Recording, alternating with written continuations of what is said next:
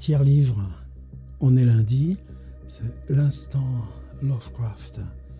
On est début novembre 2019 et c'est Vincent Martini du groupe sur Facebook qui s'appelle au pluriel Terre Lovecraftienne. Allez y voir, c'est un collectionneur, un fabuleux voyage qui l'a rappelé, là, le 1er novembre, on est pile le centenaire de la première publication fiction de H.P. Lovecraft dans une revue qui s'appelle The Vagrant. Et c'est évidemment Dagon. Alors, 1919-1936, 17 ans de travail. Est-ce qu'on va fêter le centenaire de chacune des publications de ces histoires? Certainement pas, mais quand même, ça fait quelque chose. Donc du coup, aujourd'hui, pour ce 81e instant Lovecraft, une petite gâterie que j'avais depuis longtemps envie d'ouvrir. Sonia H. Davis, The Private Life of H.P. Lovecraft. Donc Sonia, vous savez que c'est l'épouse de Lovecraft. Ils se rencontrent en 1921, ils se marient en 1924. Le divorce est prononcé en 1928. Donc il y a quand même 8 années de vie commune, même si seulement pendant 1 an, en gros, ils partageront un appartement ensemble, mais probablement des milliers et milliers de lettres que Sonia finira par détruire dans cette espèce de déconfiture qui termine. Et c'est en 1947. Alors 1947, pourquoi? Parce que August Derleth, à Madison, Wisconsin, commence de publier, de recueillir et publier tous ces textes de Lovecraft dispersés dans Weird Tales et d'autres magazines. Et c'est lui le premier qui fait exister H.P. Lovecraft.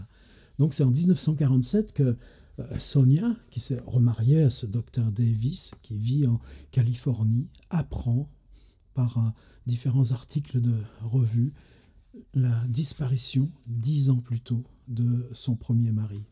Et plus que ça, elle découvre qu'en fait, depuis 10 ans, elle est bigame, puisque Lovecraft, un gentleman ne fait pas ça, même si c'est lui qui avait requis le divorce, eh bien, n'avait pas finalisé, n'avait pas renvoyé les tout derniers papiers pour le valider.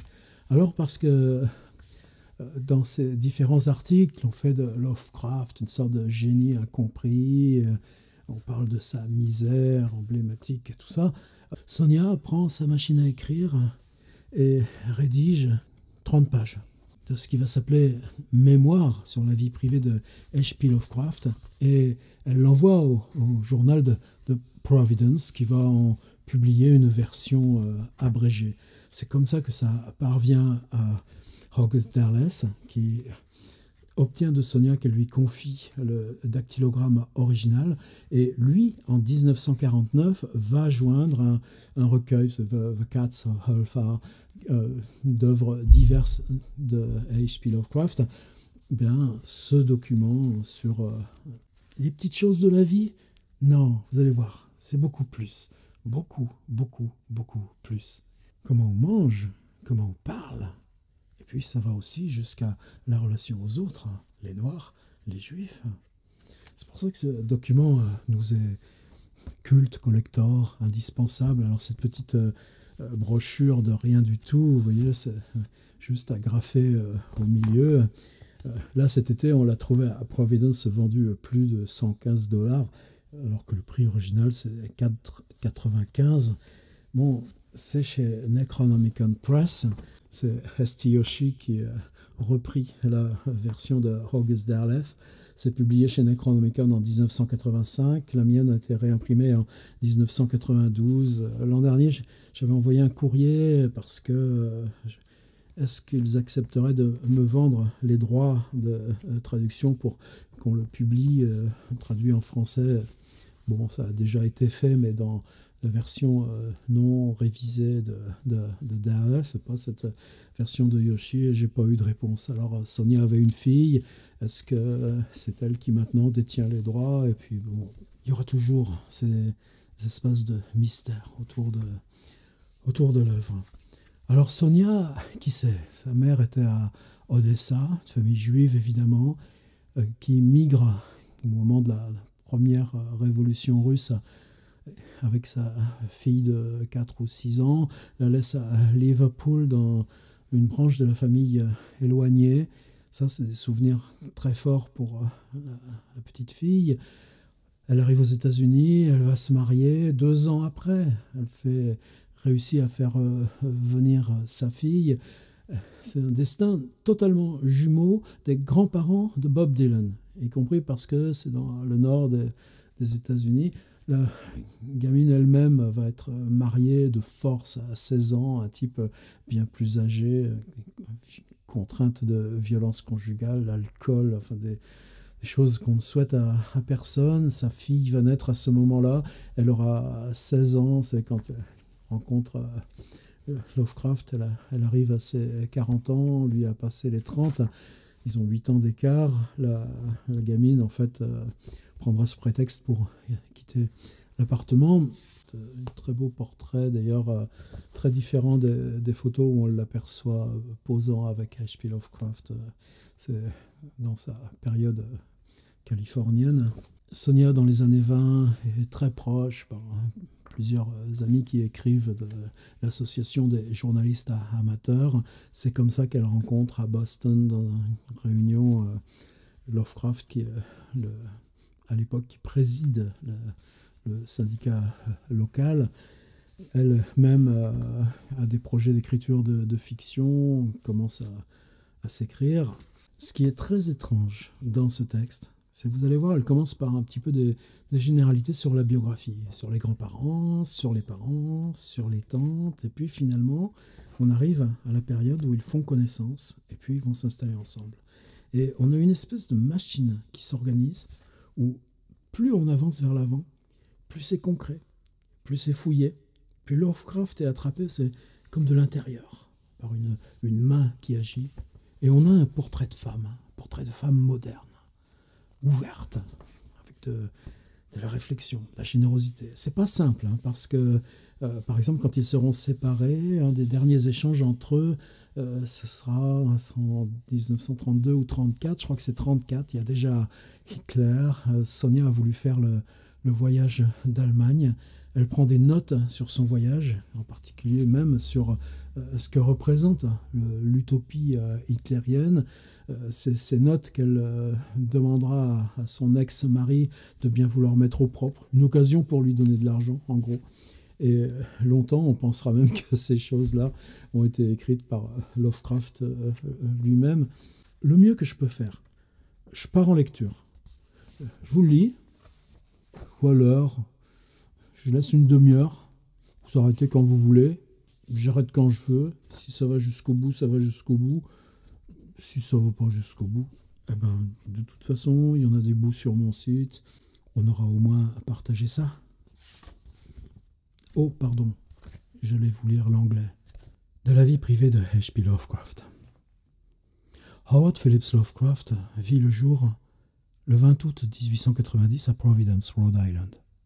Son père, Winfield Scott Lovecraft, avait été autrefois représentant de commerce pour la Gorham Company, Silversmith. Suzy Phillips, sa mère, était la fille de Whipple Phillips, né et élevé à Rhode Island. M. Phillips disposait de nombreuses propriétés à et autour de Providence et était à cette époque très prospère. Après Suzy, la deuxième fille, vint un fils qui mourut en bas âge, ne laissant pas d'héritier mâle à la famille Phillips, ni son nom. Des 3 filles, la plus âgée, Lillian, se maria à un docteur Franklin Clark, qui décéda alors que Howard était encore jeune garçon, mais qui a eu une grande influence, donc substitut paternel auprès du gamin. La plus jeune, Annie, se maria à M. Gamwell, autrefois éditeur et propriétaire de la Cambridge Tribune. Et lui aussi, l'autre oncle, comme initiateur à la lecture, au livre, à l'écriture. Howard m'expliqua une fois que par les Phillips, il descendait d'une ancienne lignée de gentlemen de haute éducation et culture, parmi lesquels on trouvait des juges, des prêtres, des bienfaiteurs publics et des professeurs. Ça, c'est le roman familial que se voulait Lovecraft. Sonia y a cru, apparemment. Nous, on en est un peu revenus. C'est intéressant. Un de ses ancêtres combattit dans la guerre révolutionnaire en tant qu'officier de marine et un autre figurait parmi les signataires de la déclaration d'indépendance. Cet officier naval, dont il était un descendant direct, était Abraham Whipple, dont le portrait ressemble exactement à ce qu'aurait pu être Howard en 1775. Ça, c'est ressemblance à distance de génération, ça va être un thème permanent chez Lovecraft. Howard me montra une fois un récit de son ancêtre dans un de ses livres, mais je ne peux pas me rappeler le titre. J'ai essayé d'en retrouver la trace dans la bibliothèque de la 5e avenue. La seule trace que j'ai pu trouver, c'est dans le premier volume du Dictionnaire des biographies américaines. Abraham Whipple, officier naval révolutionnaire, est né à Providence, Rhode Island, le 16 septembre 1733, etc. Le grand-père de Howard descendait de cet ancêtre et son nom de baptême venait de lui. La grand-mère de Howard était une cousine de M. Phillips. Quand Grump et Graham, comme Howard les appelait, moururent, tout ce qui restait de leur héritage fut confié au notaire de la famille. À l'époque de mon mariage avec Howard, il me dit qu'il leur en restait environ 20 000 $ et que c'est tout ce dont ils disposaient pour le reste de leur vie, lui-même et ses 2 tantes. Son seul cousin, Phillips Gamwell, était décédé plusieurs années avant ma rencontre avec Howard. La maison originelle des Phillips à Providence était un grand bâtiment de 2 étages, au cœur de ce qui avait été la très prisée Angel Street. Quand ils durent la revendre, elle fut transformée pour devenir un établissement médical. Quand la diminution rapide de leurs revenus exigea qu'ils vendent cette maison de 15 pièces avec plusieurs domestiques, ils déménagèrent au 598 de Angel Street. Howard m'a dit autrefois que malgré son jeune âge à l'époque, il regrettait toujours la vente de cette maison et que pendant de nombreux mois, il s'y rendait chaque jour et s'asseyait sur les marches du perron. C'était-elle sa maison? Durant mes voyages à Providence, avant notre mariage, Madame Gamwell et Howard m'emmenèrent voir la vieille maison familiale, avec ses belles et vastes pelouses, ses dépendances plus écuries, et c'était avant sa réfection en bâtiment moderne, et ses 3 façades de ce qui est devenu maintenant une rue aux maisons contiguës. Avec une grande expression de regret et beaucoup de fierté, Madame Gamwell me montra l'anneau pour attacher les chevaux sur le trottoir et posa amoureusement sa main sur lui. C'était le soir. Il ne m'était plus possible de la voir distinctement, mais quand elle détourna la tête, je pense que c'était pour cacher les larmes qui lui montaient aux yeux. Howard m'a souvent raconté comment, chaque Noël, on appelait les domestiques au parloir, et qu'ensemble, eux et la famille entonnaient les chants de Noël, et qu'ensuite le grand-père Philippe leur donnait à chacun pour étrenne une enveloppe contenant un chèque généreux. Comme j'étais heureux dans ces rassemblements familiaux, disait-il, il y avait la cuisinière, le jardinier qui était aussi le cocher, une servante, le garçon d'écurie. Le grand-père leur serrait les mains à tous, leur souhaitait le joyeux Noël, mais tout ceci remontait à quand il était tout petit enfant. Quelle mémoire il avait. Avec les années, Howard s'habitua à la petite maison de 5 pièces sur Angel Street. Il est aussi maintenant devenu un restaurant mexicain. Ce fut sa maison jusqu'à son mariage, et avec le temps, il se prit à l'aimer. Quand il atteignit l'âge d'homme, il en ressentit même une affection plus profonde. Il appelait le 598 sa bienheureuse maison. Il me montra autrefois une pièce de broderie qu'à la fin du siècle dernier, il était de bon ton de faire aux jeunes filles dans la bonne société. C'était la mode aussi, à cette époque, pour les mères, de constituer des trousseaux pour leurs filles, dès avant la naissance. Et quand Madame Winfield Scott Lovecraft, je rappelle que elle est morte en 1920, et que c'est justement quelques semaines après que se fait la rencontre Sonia et Howard. Elle espérait que ce soit une fille, et elle le conserva même après la naissance de son garçon. C'est ainsi que ce trousseau continua d'être progressivement constitué pour être remis un jour à l'épouse de Howard. À l'âge de 3 ans, il avait une coiffure de boucles blondes dont toute petite fille aurait été fière. On garda ces boucles. Howard me montra la masse cisaillée. Il les avait conservées jusqu'à l'âge de 6 ans. Quand lui-même, à force de protester, obtint qu'elles soient coupées, sa mère l'emmena au coiffeur et pleura amèrement tout le temps que les lames cruelles le séparaient de sa tête, les séparaient de sa tête. Avec ses boucles blondes et son profond regard brun, les passants s'arrêtaient pour admirer ce bel enfant. Il me montra une photographie de lui-même à cet âge et me dit « Et regarde comment me voilà maintenant ». Toutes ces photographies de petits garçons montrent un enfant ouvert et coquet. Il attribue sa physionomie très singulière à 2 incidents. Le premier, quand il était un adolescent de 15 ou 16 ans, faisant la course avec un camarade sur leur bicyclette, il était tombé et s'était cassé le nez. L'autre, disait-il, tenait à toutes les nuits qu'il avait passées à regarder les étoiles dans son télescope, alors qu'il était passionné d'astronomie. J'acceptais les deux comme un témoignage de l'humour subtil de Howard. Howard ressemblait beaucoup à sa mère. Toute la famille avait un menton massif et prognate. Les femmes de la famille avaient le même menton proéminent, mais seulement de taille moindre. Et tous et toutes avaient cette lèvre supérieure extrêmement mince.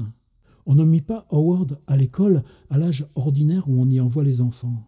Sa mère lui apprit à lire et à écrire, et quand il fut temps de l'envoyer à l'école privée, il savait déjà tout ce qu'il y avait à apprendre.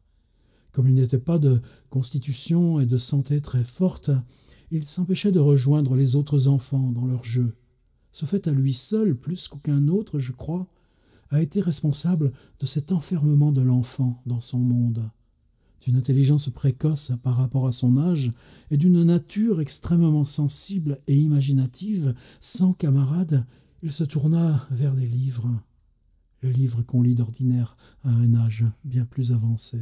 Même à cette époque, me déclara-t-il, il se passionnait pour les histoires mystérieuses. Edgar Allan Poe le fascinait. Le meurtre dans la rue Morgue était son préféré, du moins à cette époque de son enfance. Son grand-père avait une bibliothèque de plus de 2000 ouvrages quand il vivait dans la grande maison d'Angel Street. Mais après la mort de Grump, quand ils déménagèrent au 598, ils durent en vendre un grand nombre parce qu'ils n'avaient pas la place pour eux. En raison de ses sévères problèmes nerveux, on dut le retirer de l'école. On engagea un précepteur pour lui. Après plusieurs années, les syndromes nerveux s'étant résorbés, il revint à l'école. Mais à la fin du secondaire, l'université lui aurait été un supplice. Ses connaissances, je crois, cependant, étaient bien plus approfondies que celles de la majorité des étudiants. Il devint un lecteur avide de tout sujet théorique ou abstrait imaginable. Bien plus, ses connaissances étaient tellement supérieures à celles des autres étudiants que ses lettres à nombre de journalistes amateurs avec lesquels il échangeait devenaient une véritable encyclopédie de la connaissance sur tout sujet possible. En fait, ces lettres ont encouragé bien des écrivains amateurs à s'engager sur le chemin de la littérature. L'une d'elles a été insérée dans un manuel pour la 7e classe, celui de l'éditeur Macmillan. Quand il devint plus vieux, commença son intérêt passionné pour les très vieilles maisons.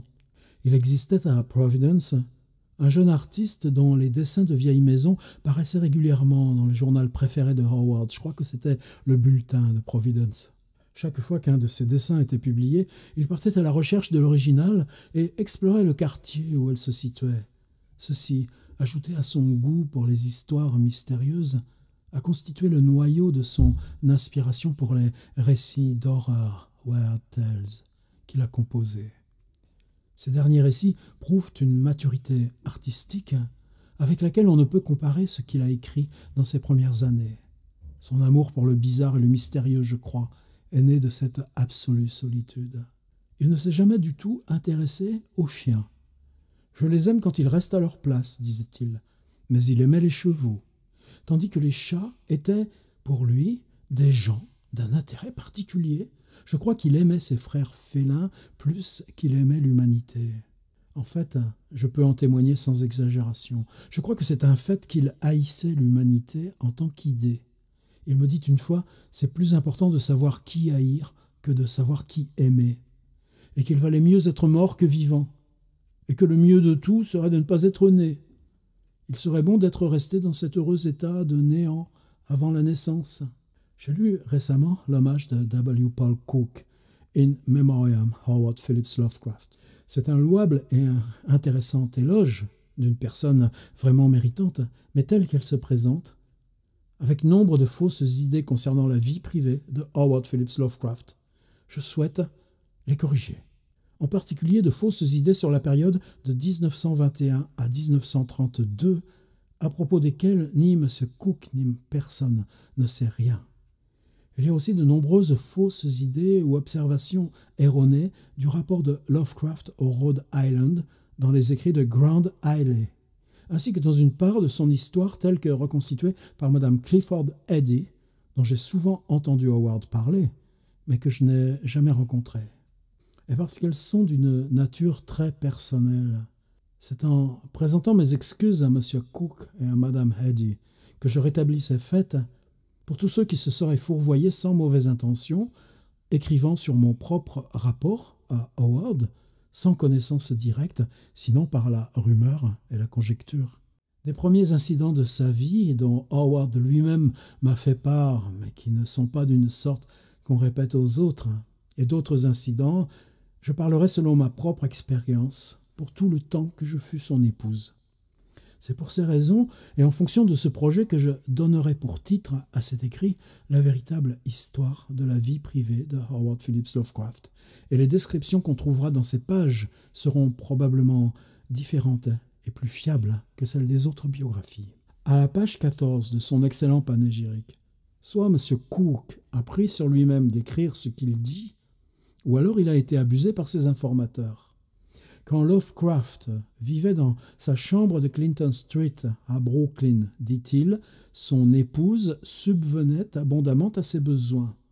Lorsque Howard et moi-même nous sommes mariés, je l'ai accueilli en tant que mon mari dans mon logement modeste mais confortable de Parkside Avenue, Brooklyn. Je pensais qu'il était un génie. Et pour le dégager de toute responsabilité, je m'arrangeais seul de la dépense du ménage. Cette tante, qui gérait l'héritage familial, lui envoyait 5 $ par semaine pour son argent de poche. Même si ce n'était pas vraiment nécessaire et que Howard n'ait rien désiré, j'ai fait en sorte qu'il bénéficie de ce qu'il m'était possible de gagner. Depuis plusieurs années, au moment de mon mariage, je disposais d'un haut salaire de cadre de direction dans un établissement de mode féminine réputé de la 5e avenue. Mon salaire approchait les 10 000 $ par an. Il me servait à payer toutes les dépenses, pas seulement à partir de notre mariage, mais j'essayais de lui fournir aise et confort même alors qu'il était encore à Providence, lui fournissant par exemple autant de timbres-poste qu'il lui fallait pour son volumineux courrier. Pas seulement les lettres qu'il m'envoyait, mais toute sa correspondance avec les autres membres du mouvement des journalistes amateurs.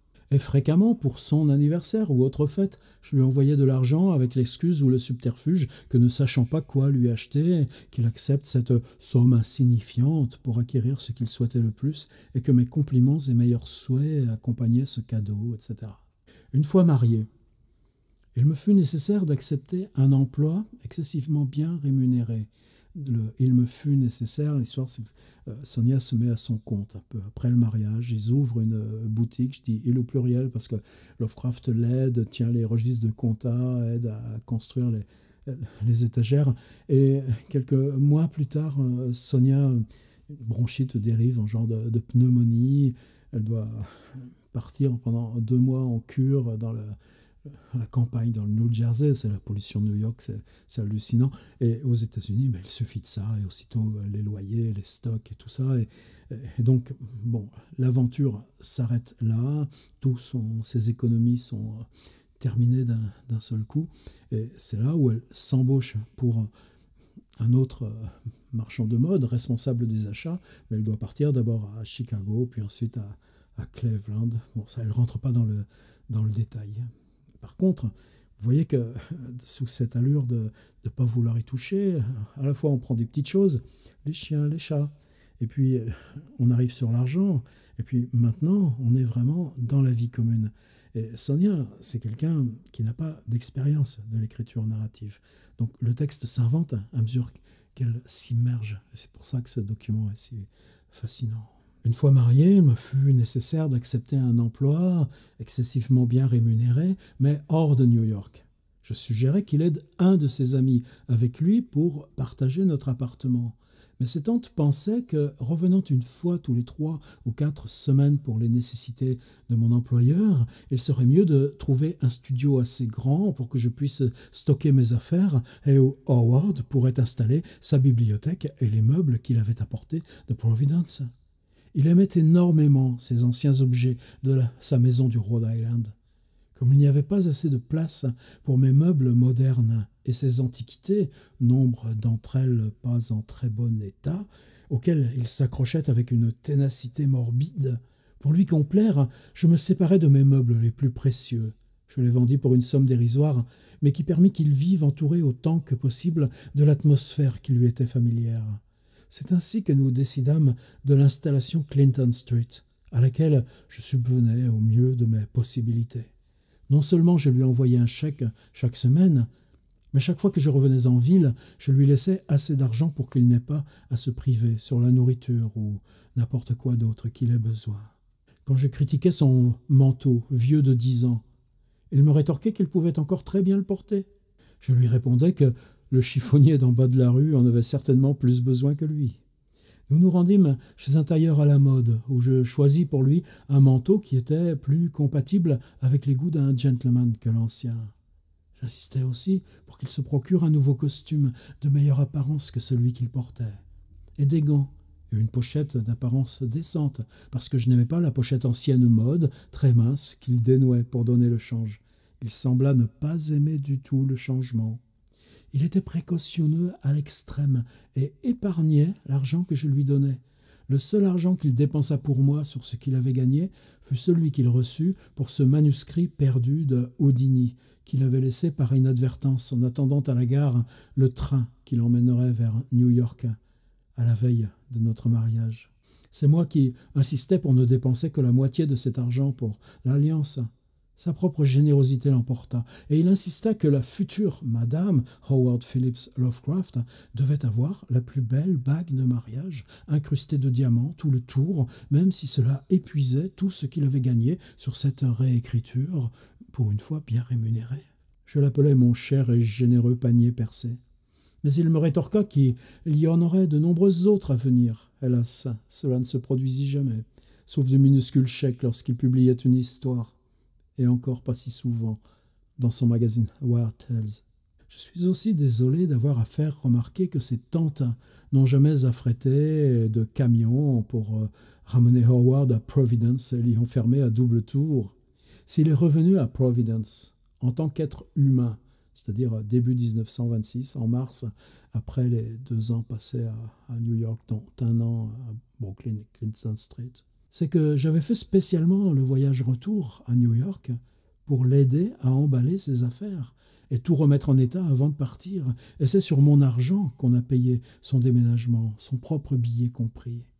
Si Howard est redevenu un être humain, et quel être humain? Ce n'est pas parce qu'il s'était forgé au feu.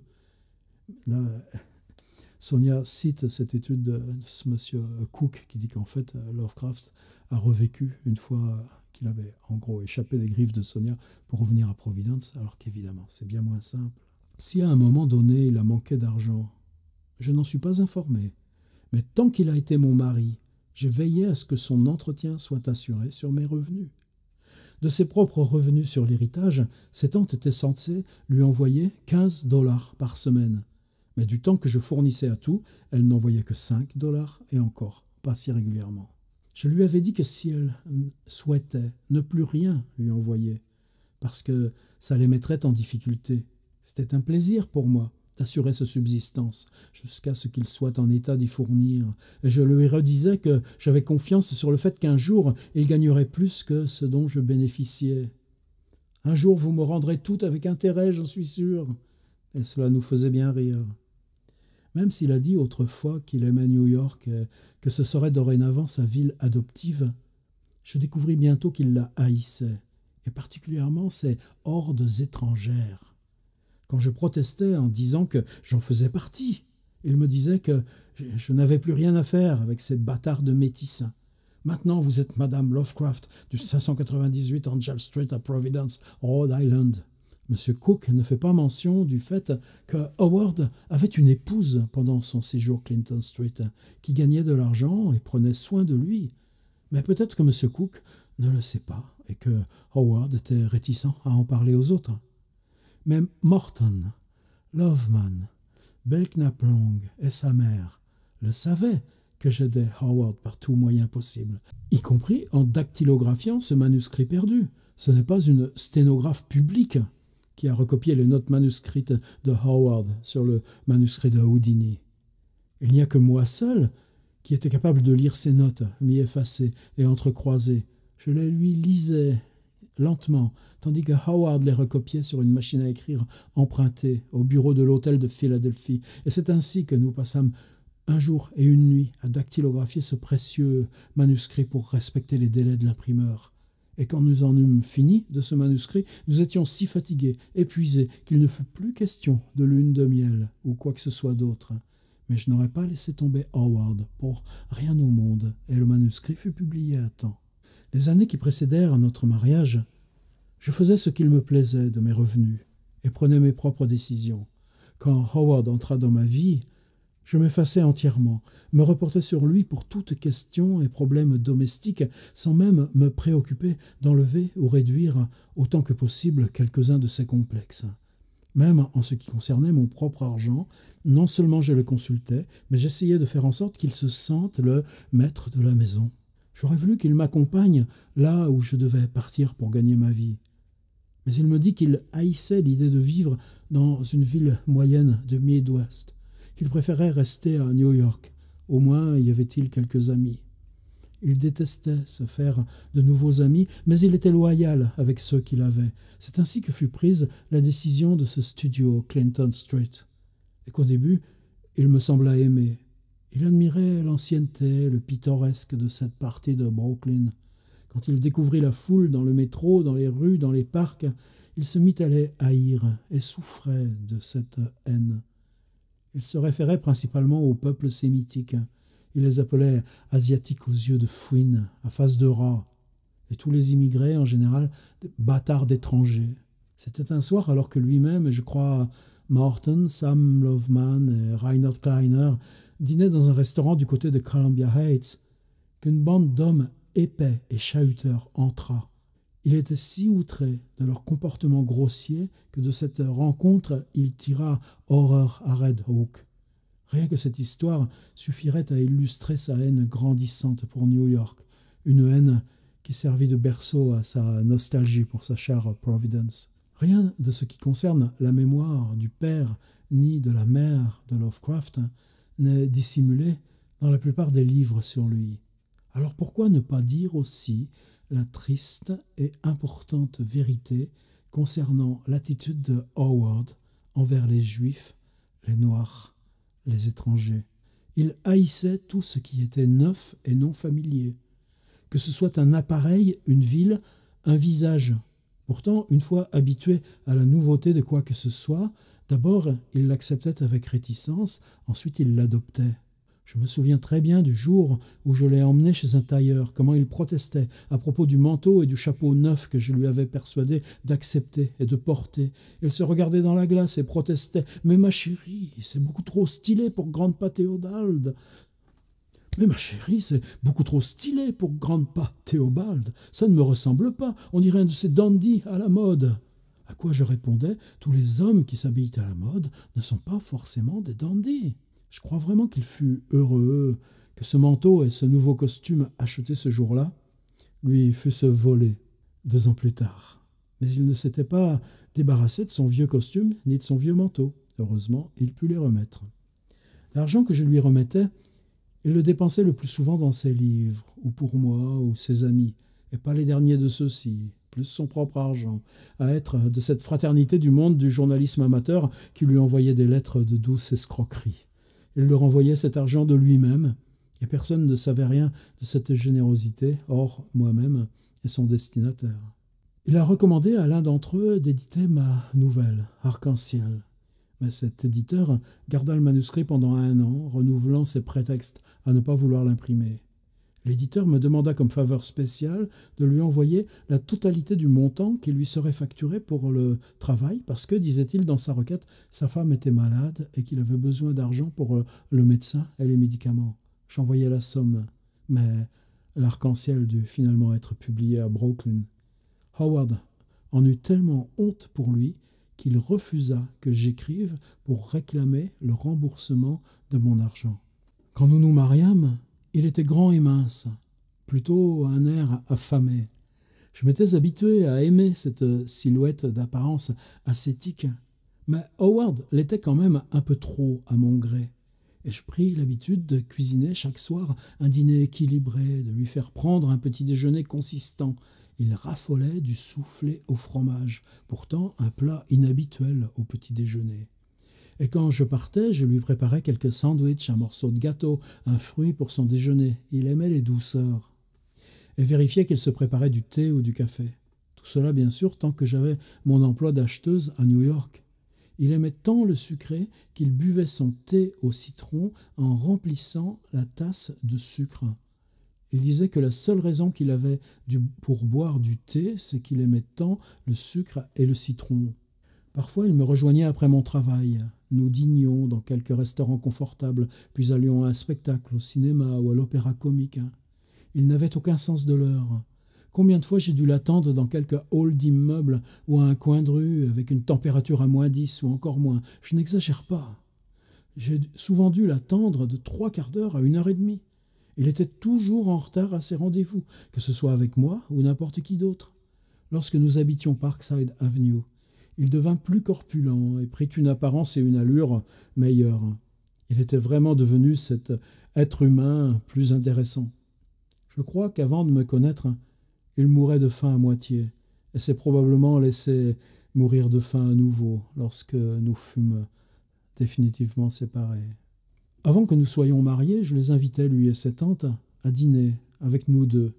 À Providence, le plus souvent, c'était à l'hôtel Biltmore.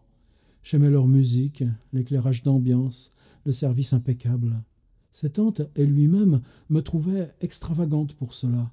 Mais elles aimaient ses sorties, et lui aussi. Je les avais invités à me rejoindre à Boston, mais ses tantes ne l'ont jamais accepté. Elles tolérèrent cependant que Howard me rejoignît, mais seul, à Boston. Il n'était pas autorisé à découcher jusqu'à ce qu'il ait plus de 30 ans.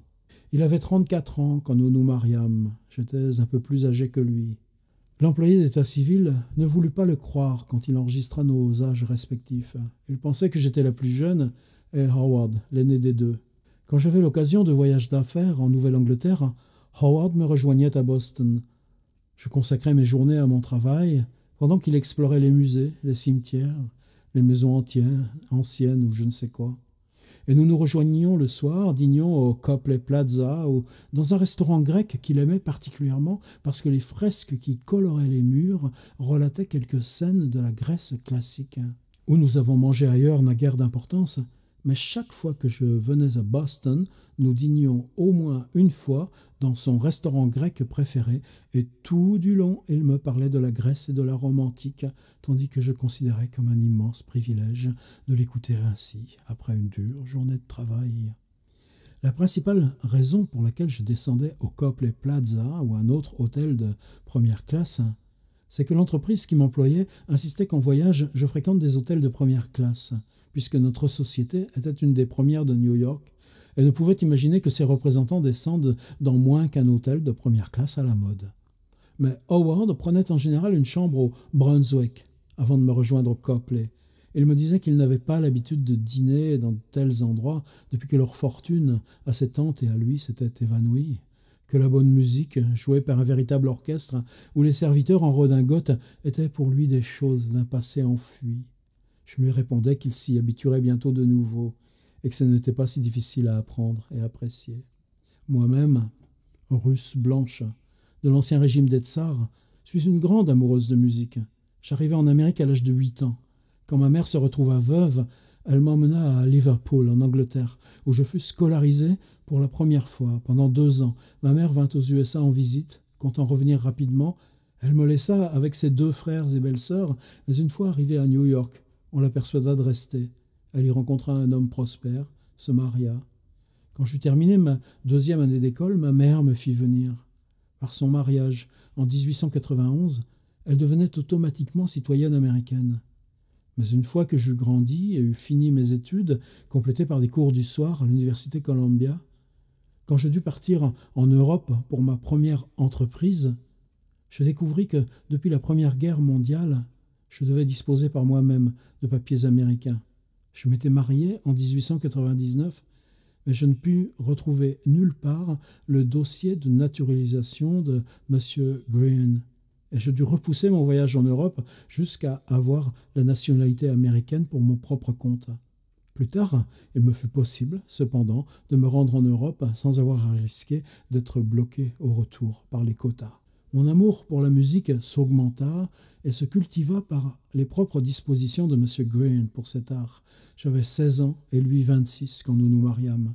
Il était russe lui aussi, arrivé en Amérique à 17 ans, établi à Boston, et il devint l'ami d'un M. John Green, lequel se revendiquait d'être un descendant de l'historique Nathanael Green, qui lui persuada de changer son nom pour celui qui lui avait été légué par le dernier John, devenant ainsi plus ou moins le fils adoptif de cette famille historique. Nous eûmes ensemble une fille qui a été depuis lors la correspondante en France de journaux américains. M. Green était décédé en 1916. C'est après plusieurs années de veuvage que j'épousai H.P. Lovecraft. Après avoir soupé au Plaza ou ailleurs, Howard me promenait dans ces petites rues étroites du vieux Boston et ses lieux historiques. Parfois, sur notre chemin, nous trouvions un étal de poissonnerie. Nous avions la même répulsion chacun pour l'odeur de poisson. Il haïssait le poisson, quelle qu'en soit l'espèce, alors qu'il m'est possible de manger du poisson si je n'ai pas à en supporter l'odeur crue ou à le cuisiner. Mais cru ou cuisiné, Howard ne le supportait pas et n'en aurait pas mangé. Il me montrait avec grande fierté les lieux historiques les plus anciens. Il m'avait aussi montré avec grande fierté la plaque de bronze avec le nom de Francis Smith, l'auteur de My Country, Death of Thee. Et avec une fierté encore plus grande encore, il me dit que c'était le grand-père de notre cher Mortonius. Et comme je connaissais le bon vieux James Jr. bien des années avant de rencontrer Howard, j'eus un vrai frisson à découvrir qu'il était le petit-fils d'un homme aussi célèbre. Dans son « À la mémoire de H.P. Lovecraft », M. Cook fait dire à Howard « Je me retiens encore de revenir vers les miens, tant cela semblerait ramper ignoblement en arrière dans la défaite. C'est seulement une partie de la vérité. » Il voulait plus que tout au monde revenir à Providence, mais il voulait aussi que je l'y accompagne, ce qui ne m'était pas possible de faire tant que je n'avais pas une situation qui le permette. J'entends qui convienne à mes capacités et à mes besoins. Et tant qu'il se refusait à repartir sans moi, il resta Clinton Street, d'où surgit ce cri d'un cœur souffrant. Je crois qu'il m'aimait autant que son tempérament lui permettait d'aimer. Il n'a jamais utilisé le mot « amour ». Il disait plutôt « Ma chérie, tu ne sais pas combien je t'apprécie ». J'ai tout fait pour le comprendre. Elle lui était reconnaissante de toute miette venue de ses lèvres qui s'accordaient à mes sentiments. Plus que quiconque à l'époque, j'ai perçu et senti quel grand génie, pourtant encore en sommeil, existait en Howard. Pourtant, lorsque je le pressais d'entrer dans le monde professionnel de l'écriture, il me répondait « J'écris pour mon propre plaisir. Si quelques amis aiment mes épanchements, c'est déjà assez de récompense. » Et pendant ce temps, il passait l'essentiel de son temps à réviser et corriger l'atroce prose de gens qui le payaient une misère et qui, comme auteurs, sont devenus bien connus et tout aussi prospères. Et l'un en particulier, dont il ne serait pas moral de prononcer le nom, devint un conférencier public sur un tas de sujets scientifiques dont il savait à peine les rudiments. Le type dont elle parle a laissé 80 opuscules et en fait, il donnait juste quelques idées, Lovecraft rédigeait l'ensemble. Quand il voulait citer la Bible ou n'importe quelle autre source, il l'indiquait par un mot ou deux, sans rien savoir de ce qu'il voulait vraiment, et Howard fournissait les informations souhaitées.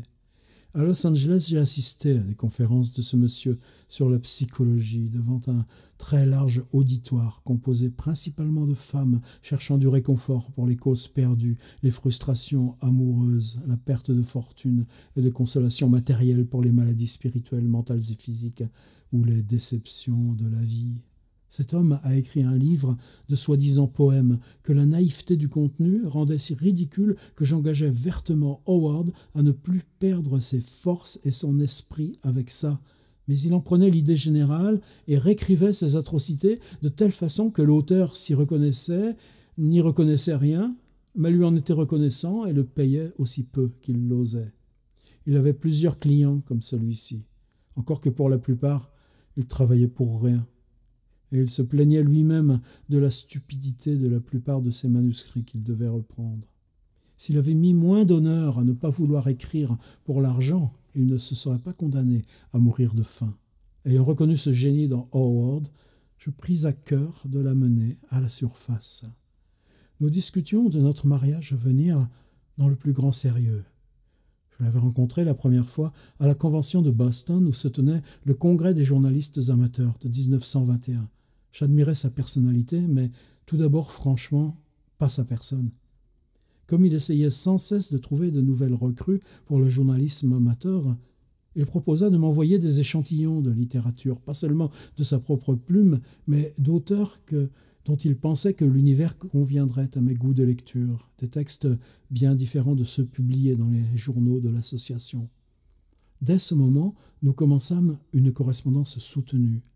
Et je me sentis particulièrement flatté quand il me dit, dans certaines de ses lettres, que les miennes témoignaient d'une fraîcheur pas indemne d'immaturité, mais plutôt rafraîchissante par l'originalité et le courage de mes convictions, quand je n'étais pas d'accord.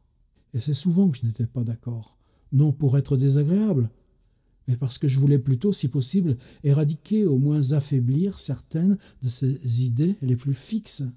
James Morton, Jr., était mon ami depuis bien des années. C'est lui qui m'avait introduit dans le milieu du journalisme amateur, quand il avait besoin de réunir ses amis du Blue Pencil dans mon appartement. De nombreux amis de Morton participèrent à ces réunions. Pendant tous ces mois de dense correspondance, Howard mentionnait régulièrement les noms de plusieurs de ses amis journalistes amateurs, la plupart desquels il ne connaissait que par lettres. L'un en particulier, beaucoup plus que d'autres, était Samuel Loveman de Cleveland, Ohio, que Howard appelait Samuelus.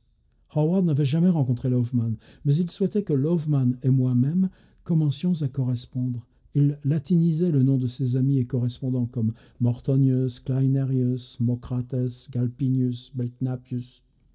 Je n'acceptais pas dans l'instant, mais lui dis qu'un de mes voyages professionnels m'amènerait tôt ou tard à Cleveland et qu'alors je le rencontrerais et lui transmettrais les amitiés de Howard.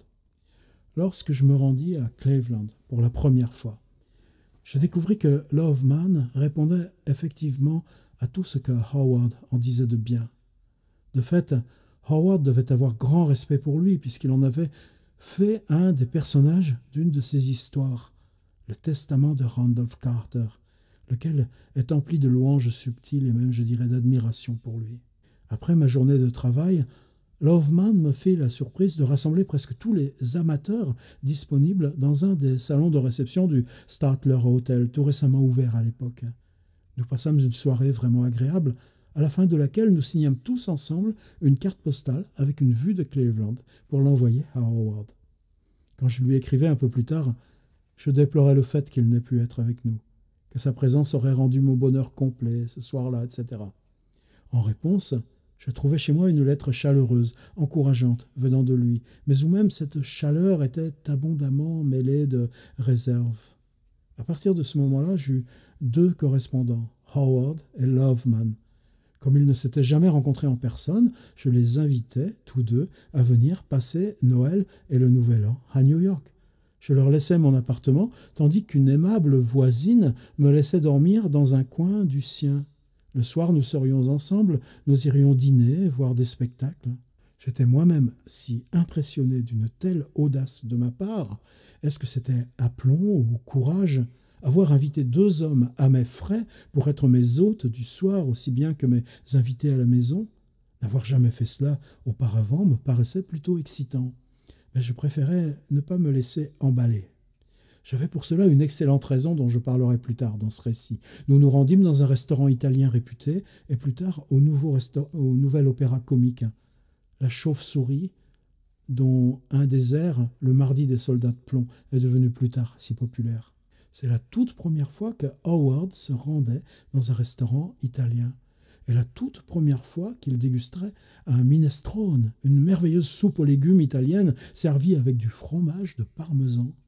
C'est aussi la première fois, nous dit-il, qu'il mangeait des spaghettis avec de la viande et de la sauce tomate, généreusement agrémentée de fromage de parmesan, mais il refusa de boire même une goutte de vin. Il dit qu'il n'avait jamais aimé l'alcool ni la bière et qu'il ne souhaitait pas commencer maintenant. Nous nous permîmes alors quelques plaisanteries auxquelles il se joignit. Il était toujours prêt à plaisanter sur lui-même et ne se formalisait pas d'être la cible de l'humour des autres. Parmi tous les autres plats de choix qu'on trouve dans un restaurant italien, le tiramisu, une sorte de crème anglaise glacée, avait aussi les faveurs de Howard. Il était complètement fou des crèmes glacées, un véritable plat de résistance à ses yeux. Loveman et moi-même essayions de toutes choses, sans crainte ni discrimination. Nous étions comme Mathusalem qui mange ce qu'il trouve dans son assiette, et nous aimions beaucoup, y compris les vins. Pendant le séjour de mes invités, à plusieurs reprises, j'invitais quelques-uns de leurs amis journalistes amateurs, les samedis soirs ou dimanches, etc. J'en saute un petit bout, je prends juste par-ci, par-là, mais vous voyez, toutes ces 30 pages denses de cet ordre. Nous réfléchissions et envisagions tous deux la possibilité de vivre ensemble. Quelques-uns de nos amis commençaient à se douter de notre liaison, et à ces demandes amicales, j'admettais que c'était mon souci principal, que je prenais toutes choses en considération, et que s'il le souhaitait, de mon côté, je serais heureuse d'être sa femme, mais que rien de définitif n'avait été prononcé entre nous. Après 2 ans de correspondance quasi quotidienne, Howard m'écrivant tout ce qu'il faisait, partout où il allait, me citant le nom de ses amis, mes jugements sur eux, ses jugements sur eux, remplissant parfois 30, 40, même 50 pages de son écriture minuscule, il décida de rompre avec Providence. Tout au long de ces 4 ans d'échanges épistolaires et des fréquents séjours d'affaires que je fis en Nouvelle-Angleterre, je ne manquais pas d'évoquer les circonstances adverses que nous aurions à subir, et de tous les problèmes que nous aurions à surmonter entre nous, et que si nous nous soucions plus l'un de l'autre que des problèmes qui surgiraient devant nous, il n'y avait pas de raison pour que ce mariage ne fût pas un succès, et il y souscrivit pleinement. Ainsi, un jour mémorable de 1924, Howard arriva-t-il à New York, comme dans sa nouvelle patrie.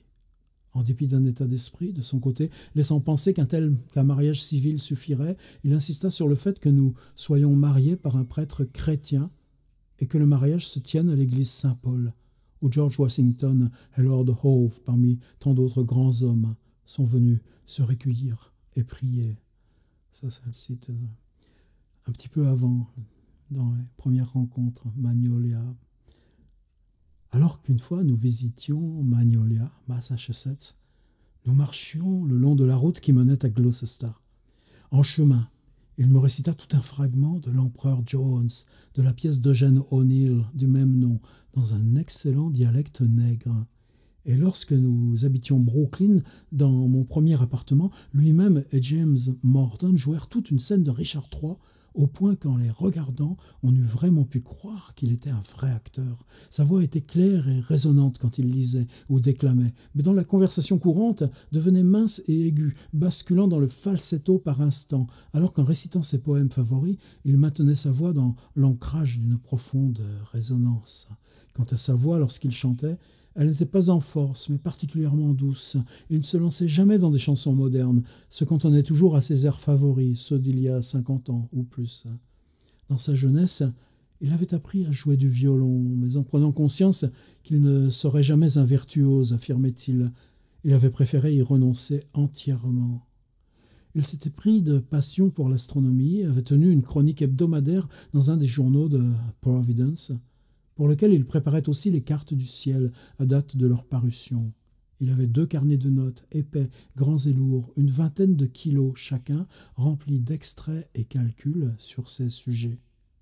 Il prenait plaisir à dessiner des caricatures de lui-même, telles qu'il serait quand il deviendrait vieux. C'était en général un vieil homme, à gros ventre, longs cheveux, grande barbe, avec des lunettes ancienne mode sur le bout de son nez. Quelquefois, ces lunettes étaient à leur place, d'autres fois, relevées sur son front. Il prétendait alors, en écrivant, qu'il n'arrivait pas à les retrouver. Une fois, il m'envoya un dessin illustrant la maison maudite, bien avant qu'il écrive l'histoire.